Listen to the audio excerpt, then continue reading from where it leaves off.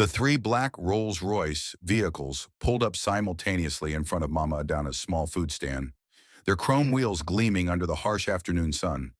The engines purred to a stop, and for a moment, everything on the dusty Lagos street fell silent. Market women stopped hawking their wares. Children froze mid-play. Even the usual chaos of honking horns seemed to pause, as if the entire neighborhood held its breath. Mama Adana's hands trembled as she gripped her wooden stirring spoon, palm oil dripping back into the pot of jollof rice she'd been preparing. Her worn wrapper clung to her waist, faded from years of washing, a stark contrast to the luxury cars that now blocked the narrow road. She was 62 years old, her back bent from decades of standing over hot pots, her fingers calloused from chopping vegetables before dawn. This couldn't be happening. Not here, not to her. The doors of all three vehicles opened in perfect synchronization, and six men in dark suits stepped out first, scanning the area with the precision of trained security. Then, from the middle car, three figures emerged. Three men, tall, identical, dressed in immaculate white Agbada robes that seemed to glow against their dark skin. Triplets. Mama Adana's spoon clattered to the ground. She knew those faces. God help her, she knew those faces. What would you do if three luxury cars worth millions pulled up to your small food stand and the people inside claimed you changed their entire lives? Viewers, before we dive into this incredible story, please do me a favor and subscribe to this channel right now. Drop a like on this video, it actually helps more than you think. And comment below where you're watching from. Are you in Lagos, New York, London, Jamaica, Canada? I want to know. The tallest of the three triplets stepped forward, and Mama Adana's legs nearly gave out beneath her. His eyes, those same desperate, hungry eyes she'd seen 23 years ago, now gazed at her with something else entirely. Tears, gratitude, and something that looked dangerously like reverence. "Mama," he said, his voice deep and steady, carrying across the silent street. "Do you remember us?" How could she forget? But the question wasn't really about memory. It was about belief, about whether she could believe that three starving boys she'd found digging through garbage behind her food stand 2 decades ago could possibly be standing before her now, surrounded by wealth she couldn't begin to comprehend. 23 years earlier, Mama Adana had been a different woman. Well, not entirely different. Her heart had always been the same, but life had been kinder to her then. Her husband, Chukwudi, had still been alive, and together they'd run a modest but successful food stand in the Mushin area of Lagos. They'd never been rich, but they'd had enough. Enough to eat, enough to save a little, enough to help others when they could. It was a Tuesday morning. She remembered that detail clearly because Tuesdays were always slow. She'd arrived at the stand early, as usual, to begin preparations for the day. The sun hadn't fully risen yet, painting the sky in shades of orange and purple that reminded her of her grandmother's old wrapper. She'd been humming a worship song, something about God's faithfulness, when she heard the sound. Crying. No, not just crying, whimpering. The sound of children trying very hard not to be heard. She'd found them behind the large waste bin at the back of her stand. Three boys, no more than 7 years old, identical in every way except for the dirt that covered them. They were so thin that Mama Adana could count their ribs through their torn shirts. Their eyes were hollow and their lips were cracked from dehydration. They huddled together like wounded animals, and in their small hands they clutched rotten fruit they'd pulled from the garbage. "Jesus, have mercy," Mama Adana had whispered, pressing her hand to her chest. The boys had frozen when they saw her, fear flashing across their young faces. They'd clearly expected to be chased away, maybe even beaten. Street children were treated worse than dogs in many parts of Lagos, but Mama Adana wasn't many people. "Come," she'd said simply, extending her hand. "Come and eat properly." They hadn't moved at first. The tallest one, the one who seemed to be the leader, had pulled his brothers closer, protective even in his own desperate state. Trust was a luxury they couldn't afford. So Mama Adana had done the only thing she could think of. She'd gone back to her stand, prepared 3 plates of food, jollof rice with fried plantains and chicken, portions far too large for such small stomachs, but she couldn't help herself and brought them back. She'd set the plates on an overturned crate and stepped back, giving them space. The boys had stared at the food like it was a mirage. Then, as if a dam had broken, they'd fallen upon it with a hunger that broke Mama Adana's heart into 1,000 pieces. That was the first day, but it wasn't the last. For 3 years, those boys came to her stand every single morning. Rain or shine, holiday or regular day, they appeared like clockwork just after dawn. And every single morning, Mama Adana fed them. Not scraps, not leftovers, real food. The same food she would serve her paying customers.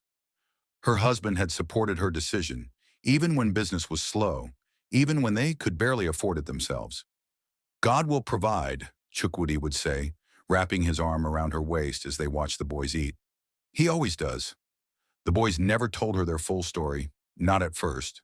Children who'd lived on the streets learned early that stories invited questions, and questions invited scrutiny, and scrutiny invited danger. But slowly, piece by piece, she'd learned their truth. Their mother had died giving birth to them, a common tragedy in the overcrowded charity hospital where she'd labored alone. Their father, a man named Okonkwo, who'd worked as a taxi driver, had tried his best for 6 years. But raising triplets alone in Lagos, especially without family support, was like trying to hold water in a basket woven with holes. When he died in a car accident, there'd been no one left. No relatives came forward. The landlord had thrown the 7-year-old boys onto the street without ceremony, already renting their room to someone else before their father's body was cold. "We stayed together," the tallest one, Chidi, had told her one morning, his young voice matter of fact. "That's what Papa told us to do. He said, no matter what happens, you three stay together. You're brothers. That means something." And they had stayed together, through everything. Now standing before her in clothes that probably cost more than her entire food stand, those same 3 boys had returned. Except they weren't boys anymore. They were men. Successful men, if the cars were any indication. And they were looking at her like she was the most important person in the world. The middle triplet, Chinonso, stepped forward next. "Mama, we've been searching for you for 5 years." 5 years, Mama Adana's mind reeled. After the boys had disappeared, she'd thought, she'd hoped, she'd prayed, but she'd never expected this. "We need to talk," the third brother, Chibwe, said softly. "We need to tell you everything. We need to thank you." "And Mama," his voice cracked slightly, emotion breaking through his composed exterior. "We need to repay a debt that can never truly be repaid." Behind them, one of the security men opened the trunk of the first Rolls-Royce. Mama Adana couldn't see what was inside, but she saw her neighbors craning their necks, phones out, already recording. Whatever was about to happen, the whole of Lagos would know about it by sundown. But more pressingly, Mama Adana had a question burning in her throat. 20 years ago, the boys had vanished. One day they'd been there for their morning meal, and the next day, nothing. For weeks she'd searched, asked around, feared the worst, and then gradually, painfully, she'd had to accept that they were gone. "Where did you go?" she whispered, her voice barely audible over the growing crowd. "That day, 20 years ago, why did you disappear?" The 3 brothers exchanged glances, and something dark flickered across their faces. Pain, regret, and something else that looked dangerously like guilt. "Mama," Chidi said slowly, "we didn't leave by choice. We were taken. Don't forget to like, subscribe, and turn on notifications for more gripping stories like this. What do you think happens next? Comment below." The word taken hung in the air like smoke, thick and suffocating. Mama Adana felt her knees weaken, and immediately Chinyonso moved forward, his hand gently steadying her elbow. The touch was respectful, almost reverent, but firm enough to keep her upright. "Sit down, Mama, please," and he said, guiding her to the wooden bench beside her food stand, where she usually rested between customers. The crowd that had gathered pressed closer, eager to hear every word, but the security men created a barrier, keeping them at a respectful distance while still allowing the neighbors to witness what was unfolding. Chidi pulled up a plastic stool and sat directly in front of her, bringing himself to her eye level despite his height. His brothers flanked him on either side, the 3 of them forming a protective semicircle around the elderly woman who had once protected them. 20 years ago, Chidi began, his voice steady but laced with old pain.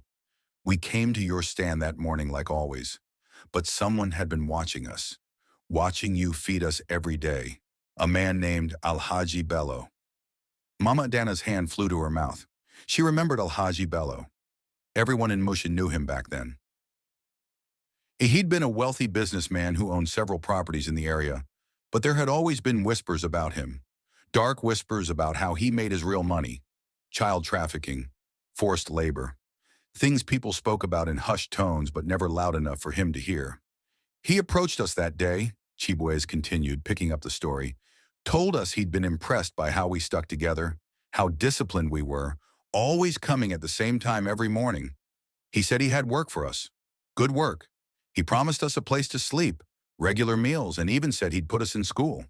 We were 10 years old, Chinonso added, his jaw tightening, and we were stupid enough to believe him. No, Mama Adana said firmly, finding her voice. You were children. Children who'd been through hell. You weren't stupid. You were hopeful. There's a difference. Chidi's eyes glistened. We wanted to tell you, Mama. We wanted to come back and let you know where we were going.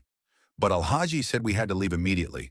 He said if we waited, if we told anyone, the opportunity would disappear. He made it sound urgent, special, like we'd been chosen for something important. We got into his car, Chibuez said, his voice dropping to almost a whisper. And that was the last time we saw daylight as free children for almost 3 years. The crowd gasped. Mama Adana felt tears streaming down her face, but she didn't wipe them away. She needed to hear this. She'd spent 20 years wondering, praying, hoping these boys were alive somewhere. Now she needed to know the truth, no matter how painful. Alhaji Bello didn't take us to any school, Chidi continued. He took us to a compound in Badagry, way out near the border. There were other children there, dozens of them, some as young as 5, others maybe 13 or 14. We were put to work in a factory that made leather goods, bags, shoes, belts. We worked from sunrise to sunset, sometimes longer. The food was barely enough to keep us alive, and if we complained, if we slowed down, if we made mistakes. He paused, pulling up his sleeve to reveal a long, jagged scar running down his forearm. We were reminded of our place. Mama Adana sobbed openly now. Several women in the crowd were crying too, hands pressed to their chests, murmuring prayers. But we remembered what Papa told us, Chinonso said, his voice stronger now, defiant even in the retelling. We stayed together. They tried to separate us several times, said we were too close, too unified, that it made us dangerous. But we fought to stay in the same room, to work at the same stations. We protected each other. And we remembered you, Mama, Chibuez added softly. Every single day we remembered you. When the work was too hard, when the pain was too much, when we wanted to give up, we remembered the woman who fed us when no one else would, who treated us like we were her own sons, who proved to us that goodness still existed in this world. How did you escape? Mama Adana asked, her voice hoarse. The brothers exchanged glances again, and this time, a small smile played at the corner of Chidi's lips. It wasn't a happy smile. It was the smile of survivors, of people who'd clawed their way through hell and lived to tell about it. We got lucky, Chidi said. When we were 13, there was a raid. The police, working with some international organization, had been investigating Alhaji Bello for months. They raided several of his properties on the same day. The compound in Badagry was one of them. We were rescued along with 47 other children, Chinonso continued. Most of them were sent back to their families or placed in orphanages. But we had no family, no records. Our father had never registered our births properly, and after he died, it was like we'd never existed on paper. The social worker assigned to our case was a woman named Mrs. Nwosu, Chibueze said, and for the first time, genuine warmth entered his voice. She was different from the others. She actually listened to us. When we told her about you, about the woman in Mushin who fed us every morning, she promised she'd help us find you. We gave her your name, described your food stand, told her everything we could remember, Chidi added. But when she went to look for you, Mama, his voice trailed off, heavy with old disappointment. You were gone, Mama Adana finished for him, understanding dawning. My husband, Chukwudi, he died 6 months after you boys disappeared. Cancer. It happened so fast. I couldn't. I couldn't afford to keep the stand anymore. I had to move back to my village in Enugu for almost a year. Mrs. Nwosu searched, Chinonso said. She really did. But without a last name, without exact details, it was impossible. Lagos is too big, and people move all the time. So what happened to you? Mama Adana asked, wiping her eyes with the corner of her wrapper. Mrs. Nwosu didn't give up on us, Chidi explained. She couldn't find you, but she found something else. A program, a special boarding school in Abuja for gifted children from disadvantaged backgrounds. She fought to get us in, even though we were older than most of the other students and had missed years of formal education. We were angry at first, Chibuez admitted. We'd hoped to find you, to thank you, to be near you again. Going to Abuja felt like we were being taken away all over again. But Mrs. Nwosu made us promise her something. She said, if I invest in you three, if I fight to give you this opportunity, you have to promise me you'll work harder than you've ever worked before. You'll study, you'll learn, and you'll become the kind of men who can change things for other children like you. And we did, Shinonso said, pride evident in his voice. We studied like our lives depended on it, because in a way they did. We were behind, yes, but we caught up. We excelled. All three of us. Chidi was brilliant at mathematics and business, Chibuez said, gesturing to his brother. Chinonso here discovered he had a gift for technology and computers. And me, I found I had a mind for law and policy. We earned scholarships, Chidi continued. Full scholarships to university. Chidi went to study business administration at the University of Lagos. Chinonso studied computer science. I studied law. We worked part-time jobs, saved every naira we could, and after graduation, we made a pact. We would start a business together, Chinonso said, something that combined all our skills. Something that would not only make us successful, but would allow us to help other children like we'd been. 10 years ago, we founded TriTech Solutions, Chidi explained, a technology company that develops software for businesses across Africa. Chinonso handles the technical development. I manage the legal and policy side, and Chidi runs the business operations and strategy. The first 5 years were brutal, Chibueze admitted. We failed more times than we succeeded. We slept in a one-room apartment, all three of us. Just like when we were children. We ate gari and ground nuts for dinner more nights than we'd like to admit, but we didn't give up. And then 3 years ago, we developed something revolutionary, Chinonso said, his eyes lighting up with the memory. A mobile banking platform specifically designed for small businesses and market traders across Africa. Something simple enough for anyone to use, secure enough to protect their money, and affordable enough that even the smallest roadside vendor could benefit from it. It exploded, Chidi said simply. Within a year, we had 2 million users. Within 2 years, 10 million. International investors came calling. We expanded to 12 African countries. Last year, our company was valued at over $300 million. The crowd erupted in murmurs and exclamations. Mama Adana sat speechless, trying to process what she was hearing. $300 million? These boys, her boys. But Mama, Chibueze said, leaning forward, his voice intense. None of that mattered as much as finding you. From the day we made our first million naira in profit, we've been searching. We hired private investigators. We searched every Adana in Lagos, then every Adana in Nigeria. We checked old business records, asked in markets, followed every lead no matter how small. 5 years, Mama, Chidi said. 5 years we've been looking for you. And 2 weeks ago, a private investigator finally found a lead.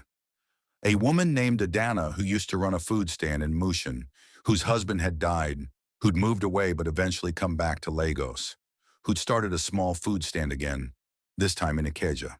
We couldn't believe it, Chinonso said, his voice thick with emotion. After all this time, we had to come immediately. We had to see with our own eyes. We had to know if it was really you. Mama Adana looked at the 3 men before her, trying to reconcile them with the starving boys she'd fed all those years ago. The same eyes, yes, the same fierce loyalty to each other. But everything else had changed. They'd survived horrors she could barely imagine, fought their way to education, built an empire from nothing. and they'd spent 5 years searching for her. "Why?" she whispered. "Why go through all that trouble to find me?" The three brothers smiled, identical expressions of love and gratitude crossing their faces simultaneously. "Because, Mama," Chidi said simply, "you saved our lives, not just by feeding us, though that was important. You saved our lives by showing us that we mattered, that we were worth caring for, that kindness still existed in this world. When we were in that compound, when we wanted to give up, we held on to that memory, the memory of you. It kept us human. It kept us hoping. And now," Chibuez added, "we want to honor that. We want to honor you." One of the security men approached, carrying a large envelope. Chidi took it and handed it to Mama Donna with both hands, a gesture of deep respect. "Inside this envelope," he said quietly, "is the deed to a property, a building, 3 stories, prime location in Victoria Island. The ground floor is already fitted out as a restaurant, state-of-the-art kitchen, dining space for 200 people. The upper floors are apartments, fully furnished, for you and any family you want to bring." Mama Adana's hands trembled as she held the envelope. "There's also," Shinonso continued, "a bank account we've opened in your name. We've deposited 50 million naira to start. Not as payment, Mama. You can't pay for what you did for us. But as seed money. We want you to use it however you wish. Expand the restaurant, hire staff, help others the way you helped us. And finally," Chibuez said, "we've established the Adana Foundation in your name, a foundation dedicated to finding and helping street children across Nigeria. We've already secured partnerships with child services, schools, and vocational training centers. We want to find boys and girls like we were and give them the same chance we got. And we want you to be the face of it, if you're willing. The heart of it." Mama Adana couldn't speak, couldn't breathe. The envelope felt impossibly heavy in her hands, weighted with more than just paper and ink. It was weighted with years of prayers, years of wondering if those 3 boys had survived, years of hoping her small act of kindness had mattered. "We have one more thing," Chidi said softly. He nodded to another security man who approached with a small box. Inside the box was a photograph, faded, old, but carefully preserved. It showed 3 young boys, thin and ragged but smiling, standing beside a food stand. And beside them, her arm around the smallest one, was a younger Mama Adana, her face bright with joy. "We found this," Shinonso explained, "in some old things Mrs. Nwosu had saved. She'd taken it during one of her visits when she was trying to locate you. She gave it to us last year. It's the only picture we have of all 4 of us together. We've had it with us every day since, waiting for the moment we could return it to you." Mama Adana took the photograph with shaking hands, tears falling freely now, splashing onto the protective plastic covering. She remembered that day. A social worker had come around asking questions, and Mama Adana had thought she was in trouble for feeding street children. But the woman had just smiled, taken this picture, and left. That picture had led these boys back to her 20 years later. "There's something you need to know, Mama," Chibuez said, his voice suddenly serious. "Alhaji Bello is in prison now, serving a 30-year sentence for trafficking and exploitation. But he's not the only one. There are others. There are still compounds like the one we were in, still children being exploited. The foundation, it's not just charity for us. It's personal. It's our mission. We can't save every child," Chidi admitted, "but we can save some. And every child we save, every child we feed, every child we educate, we do it in your name. Because you showed us what one person can do when they choose to care." The crowd around them had grown massive now, blocking the entire street. People were filming, crying, praying. Mama Adana looked around at all the faces, then back at the 3 men before her. "I didn't do anything special," she finally managed to say, her voice cracking. "I just fed 3 hungry boys." "No, Mama," all 3 brothers said in unison. "You did everything." Viewers, if this story is touching your heart, please hit that like button right now and share this video with someone who needs to hear it. Have you ever helped someone without expecting anything in return? Have you ever had someone help you when you needed it most? Drop your stories in the comments below. And don't forget to subscribe because this story isn't over yet. There's something else these brothers discovered, something that will change everything you think you know about Mama Adana's kindness. Keep watching. The celebration that erupted on that street in Acadia lasted well into the evening. Neighbors brought out drums, women danced, and someone even roasted corn to share with the growing crowd. The three Rolls-Royce vehicles remained parked where they were, monuments to an impossible dream realized. But as the sun began to set, painting the Lagos sky in brilliant shades of orange and purple, Chidi gently suggested they move somewhere more private. Mama, he said, we have a car waiting to take you to see the property, the restaurant. We want you to see it before you make any decisions. And there's more we need to discuss. Things we couldn't say in front of everyone. Mama Adana felt a flutter of uncertainty in her chest. More? What more could there possibly be? But she nodded, allowing Chinonso to help her to her feet. One of her neighbors, a young woman named Blessing, who sometimes helped her at the stand, quickly moved forward. Mama, don't worry about your things, Blessing said, already beginning to pack up the remaining food and cover the pots. I'll secure everything and lock up properly. You go. This is your moment. The ride to Victoria Island was surreal. Mama Adana had never been inside a vehicle like this. The leather seats were softer than her bed at home. The air conditioning was so powerful, she had to ask them to turn it down. Through the tinted windows, she watched Lagos rush by, the familiar chaos of traffic. Hawkers weaving between cars, the constant motion of a city that never truly slept. The brothers sat across from her, their faces unreadable in the dim interior light. They seemed nervous, which puzzled her.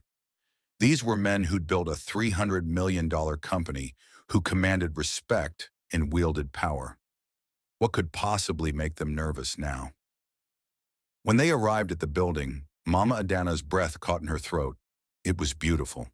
Modern glass and steel, but with traditional architectural elements that gave it warmth and character. The ground floor was indeed a restaurant, and through the large windows, she could see gleaming kitchen equipment, elegant tables, and a space that could easily seat the 200 people they'd promised. We named it Adana's Place, Chibwe said softly as they stood on the sidewalk. If that's all right with you. Mama Adana couldn't speak. She simply nodded, tears threatening to spill again. They took her inside, showing her every detail. The kitchen had equipment she'd only seen on television cooking shows.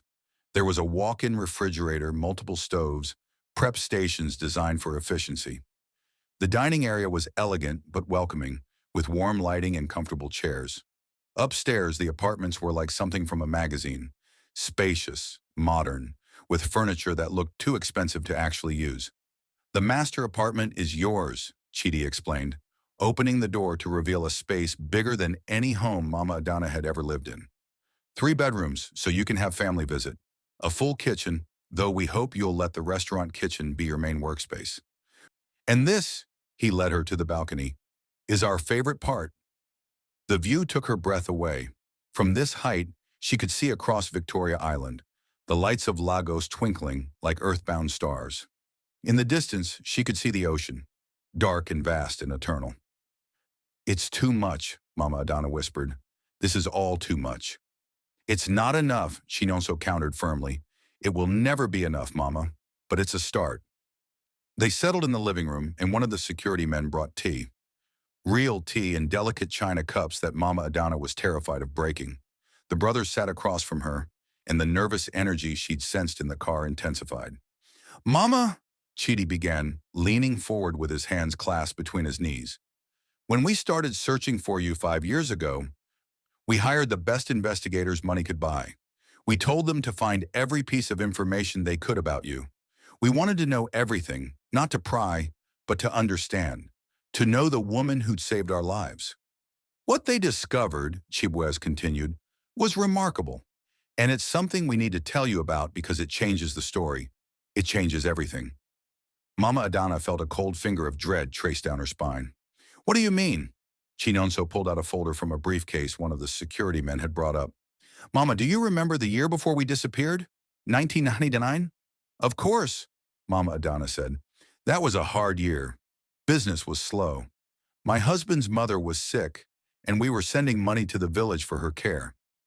You were struggling financially, Chidi said gently. The investigators found your old bank records, with your permission from the bank, of course. We had to prove our connection to you. Mama, some months you were barely breaking even, some months you were losing money. Life is hard for everyone sometimes, Mama Adana said, feeling defensive, though she wasn't sure why. We managed. You managed, Chibwe said, his voice thick with emotion, while feeding 3 extra children every single day. Full meals, Mama.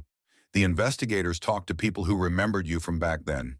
They said you gave us the same portions you gave paying customers, sometimes larger portions. They were growing boys, Mama Adana protested. They needed to eat. The food you gave us each morning, Chinonso said, pulling out a paper from the folder, cost approximately 200 naira per child, accounting for inflation and the prices back then. That's 600 naira per day. For 3 years, that's over 600,000 naira. Mama Adana waved her hand dismissively. Money isn't everything. No, it isn't, Chidi agreed. But context is important. Mama, 600,000 naira over 3 years, when you were barely making ends meet, when you were sending money to care for your sick mother-in-law, when business was slow. Do you know what that means? It means I did what any decent person would do, Mama Adana said firmly. It means you sacrificed, Chibueze said, his voice breaking slightly. It means you and Uncle Chukwudi went without things so we could eat. The neighbors told our investigators stories. How you stopped buying new wrappers for yourself. How your husband wore the same 2 shirts for years. How you walked to the market instead of taking a bus to save money. We found records, Shinonso added, of loans you took out. Small loans from local moneylenders. You were in debt, Mama, because of us. Mama Adana felt her face grow hot. She'd never wanted anyone to know about those loans, about how hard things had been. That wasn't because of you boys, she insisted. That was life. That was just how things were.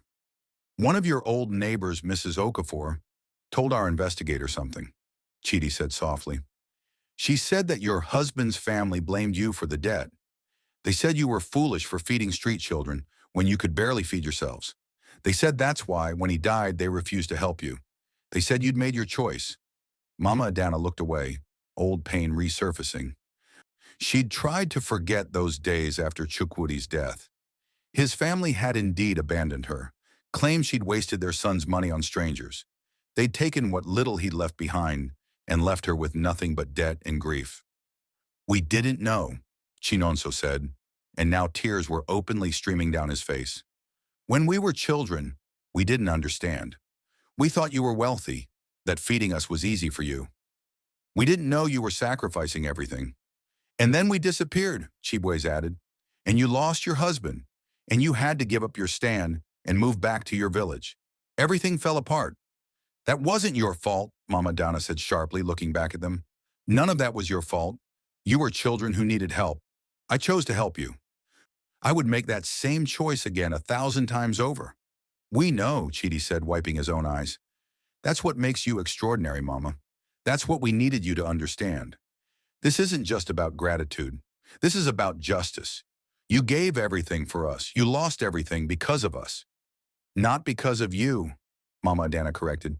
Life happened. God's plan unfolded. You boys didn't cause my husband's death. You didn't make his family cruel.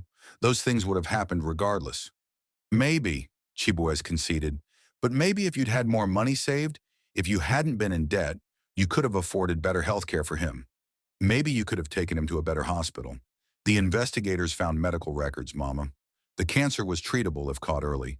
If you'd had money for regular checkups, for better doctors, maybe he'd still be alive. The words hit Mama Donna like a physical blow. She'd had those same thoughts herself, late at night when sleep wouldn't come. What if she'd had more money? What if she'd insisted Chukwudi see a doctor sooner? What if? You can't think like that, she said, but her voice was weak. You'll drive yourself mad with what ifs. We're not trying to make you feel guilty, Chinonso said quickly. Please understand, Mama. We're trying to make you see why this matters so much to us. Why the restaurant, the apartment, the money, the foundation, why it's all necessary, not optional, necessary. You gave us your future, Chidi said simply. Now we want to give you back a future. A good one, a secure one, One where you never have to worry about money again. One where you can help others without sacrificing yourself. There's something else, Chibuez said, exchanging glances with his brothers. Something we debated telling you, but we decided you deserve the truth. All of it. Mama Adana braced herself. What more could there be? When we were in that compound in Badagry, Chibuez began, we met other children, dozens of them. And some of them, Mama, some of them had been there for years. 5 years, 6 years, even longer. They'd given up hope of ever leaving. They'd forgotten what freedom felt like. There was one boy, Chinonso continued. His name was Emeka. He was maybe 14 when we met him. But he looked ancient. He'd been there since he was 7, and he told us something that has haunted us ever since. He said, Chidi's voice dropped to barely above a whisper, that he used to be fed by a kind woman too, a woman who ran a food stand in Surulere. He said she fed him every day for almost a year. He said he felt safe with her, like maybe the world wasn't entirely cruel. And then one day a man came, a man who promised him a better life, and he believed him because he thought, if one stranger could be kind, maybe another could too. Mama Adana felt ice flood her veins. No. Emeka told us, Chibuya continued, that when he got to the compound, when he realized he'd been tricked, he was angry, not just at the man who'd taken him, but at the woman who'd fed him. He said her kindness had made him soft, had made him trust, had made him vulnerable. That's not, Mama Adana started but couldn't finish. We know it's not rational, Chinonso said quickly. Emeka knows it now too. After we were rescued, after we all got help, after therapy and time, he understands that his anger was misplaced. But Mama, his story made us realize something. Your kindness saved us, but it also made us vulnerable. It made us believe in goodness, which made us susceptible to someone pretending to be good.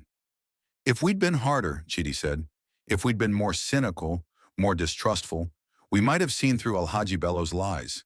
We might have questioned why a wealthy man would suddenly care about 3 street children. But we didn't question it because you'd taught us that people could be good for no reason. Are you, Mama Adana's voice shook, are you saying I'm responsible for what happened to you? No, all 3 brothers said simultaneously, so forcefully that Mama Adana jumped.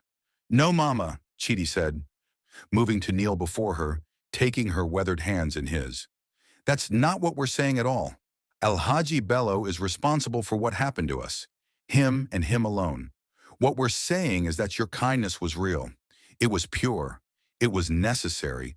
But it existed in a world that isn't pure. And we want to change that. The foundation, Shibwezi explained, isn't just about feeding children or giving them shelter. It's about protecting them. It's about creating a system where kindness doesn't make children vulnerable, where they can be helped without being exploited. We've partnered with Child Protection Services, Shinonso added. We've developed protocols. We train people who want to help street children how to do it safely, how to report suspicious activity, how to create paper trails and documentation so children can't just disappear. We want your kindness to exist in a safer world, Chidi said. A world where other people like you can help without worrying that they're accidentally making children targets. That's what the foundation is really about. Mama Adana looked at the 3 men before her. They'd been through so much, survived so much, and achieved so much. And here they were, still thinking about others, still trying to protect children they'd never met. There's one more thing, Chibuez said hesitantly, and this one is, well, it's delicate. More delicate than everything else you've told me tonight? Mama Adana asked, attempting humor despite her emotional exhaustion. Chinonso smiled slightly. We found Emeka, the boy from the compound. He's doing well now. He went through vocational training, became an electrician, has his own small business.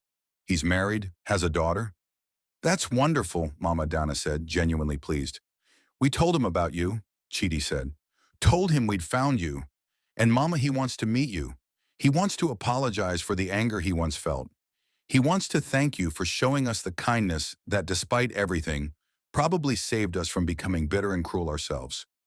But more than that, Chibwese added, he wants to help. He wants to be part of the foundation. He wants to use his experience to help other rescued children learn trades, start businesses, build lives. He said, Chinonso's voice was soft, that maybe his suffering could mean something if it helped prevent other children from suffering the same way. And he said he learned that from us, and we learned it from you. Mama Adana sat back in the expensive chair, in this expensive apartment, surrounded by three successful men who'd once been starving boys, and she tried to process it all, the sacrifice she'd made unknowingly, the consequences both terrible and wonderful that had flowed from her simple act of feeding three hungry children, the ripples spreading outward, touching lives she'd never met, creating change she'd never imagined. I'm just one woman, she said finally. I'm nobody special. You're wrong, Mama, Chidi said firmly. You're exactly who we needed you to be. You're exactly who other children need people to be. And now, with the resources we can provide and the heart you've always had, we can multiply that impact 1,000 times over. Will you help us? Chibueze asked. Will you let us honor you with the foundation? Will you be the face of this mission? Mama Adana looked at each of them in turn. These boys, these men, who'd survived hell and built heaven and wanted to share it with others. How could she say no? Yes, she whispered. Yes, I'll help. The brothers embraced her then, all three of them gathering around her chair, and for a moment she was transported back 20 years to mornings when they would hug her goodbye after breakfast, their small arms fierce with gratitude they couldn't yet express in words. Some things she realized didn't change. Not really. Love remained love. Gratitude remained gratitude. Family remained family, even when it wasn't bound by blood. If this story has moved you, dear viewers, then please take a moment to like this video and subscribe to our channel. Stories like this remind us that kindness is never wasted, that what we do for others echoes far beyond what we can see. Have you ever made a sacrifice for someone else? Has someone ever sacrificed for you? Share your stories in the comments. Let's celebrate the everyday heroes walking among us. And remember, this story still has more to reveal. 3 months later, Mama Adana stood in the kitchen of Adana's place, overseeing the morning preparations. But this wasn't a typical restaurant morning. Today was the official launch of the Adana Foundation, and the restaurant was serving as the venue for a very special gathering.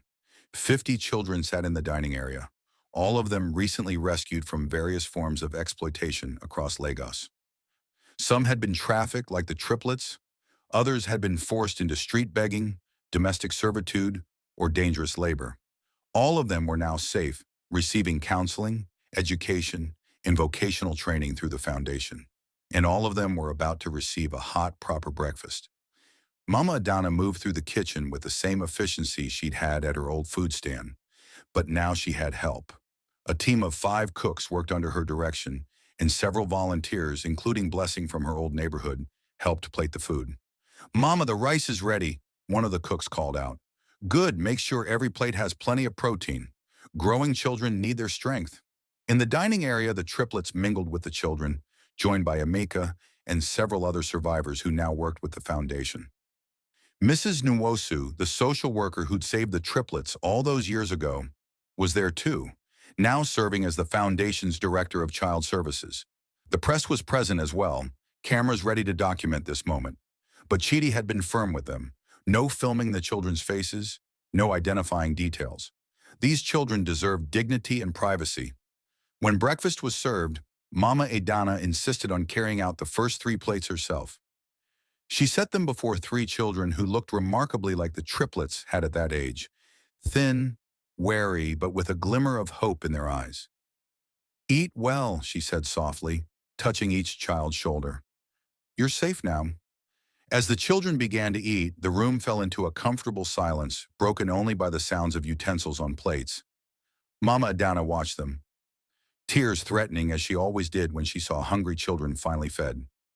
Chidi approached her, placing a gentle hand on her shoulder. Mama, there's someone here to see you. She turned to find a middle-aged woman standing near the entrance, well-dressed but nervous. Something about her face looked familiar.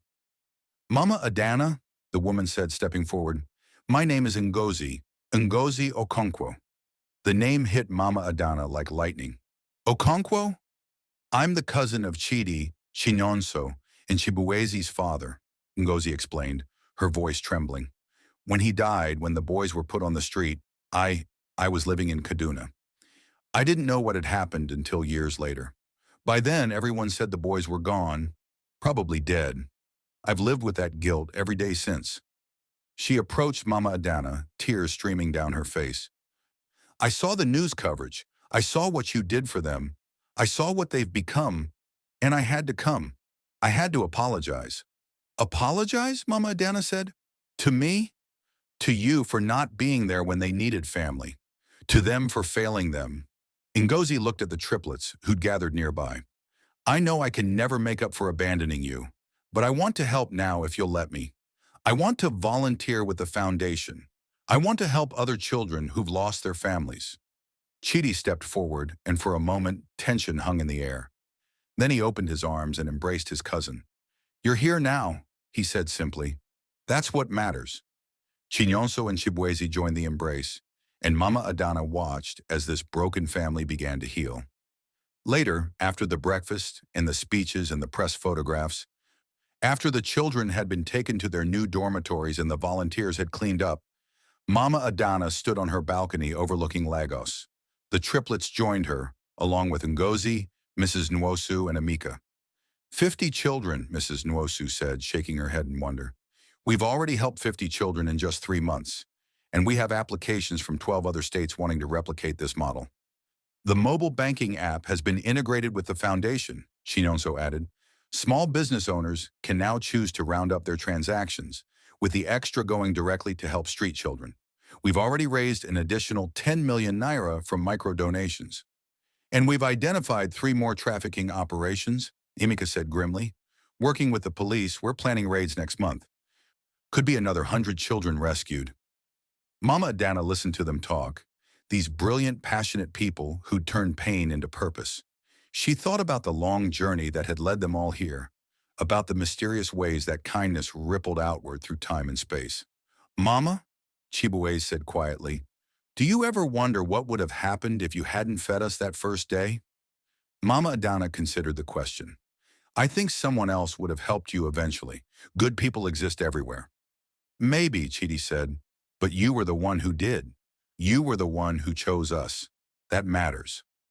As the sun set over Lagos, painting the sky in brilliant oranges and purples, Mama Adana felt a peace she hadn't known in years. Her sacrifice had not been in vain. Her husband's memory lived on in this work. And 3 boys she'd fed out of simple human decency had grown into men who would feed thousands. What do we do now? Ngozi asked.